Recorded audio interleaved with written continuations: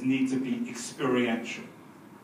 That this economy is, by definition, experiential. That people don't care. I mean, they do care about price. There is always going to be price sensitivity.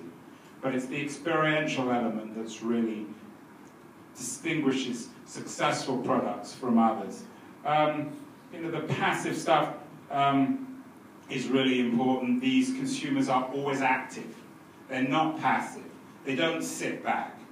And this is a culture in which we're experiencing more and more leaning forward, commenting.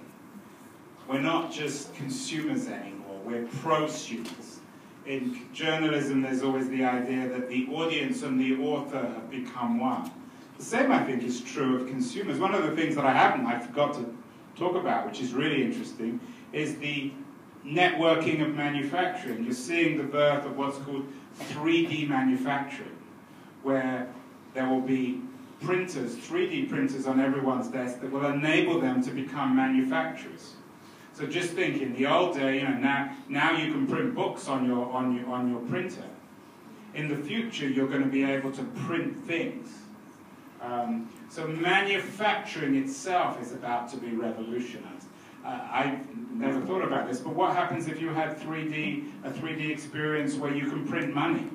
What happens if we all become a bank? You laugh, but it's not as absurd as it might sound. And it may be one of the aspects of the future. But certainly 3D manufacturing changes the nature of manufacturing. It makes building things into an experience. I have a friend called Dale Doherty who lives near me. He's the founder of the maker movement.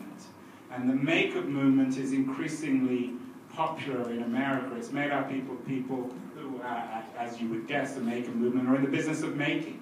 But these are cottage industries. The old centralized mass manufacturing factory in the long term is also history. Now that doesn't mean we're going to be able to have a 3D printer at home that can make a rocket or a car. But almost everything else becomes possible. Interestingly enough, someone just used a 3D printer in America, and this is of course always inevitable in America, to make a gun. So 3D printing and the experience of 3D printing also, again, introduces the issue of regulation and what you can and can't print.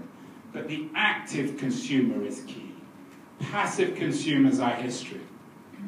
You have to take for granted that your consumers are always active and that they're co-creators, that they're your partner. You need to think of the consumer as a partner rather than as this passive recipient of things. Again, it sounds like some of your web strategy is doing that, but many companies don't get that, and they're the ones who are going to die.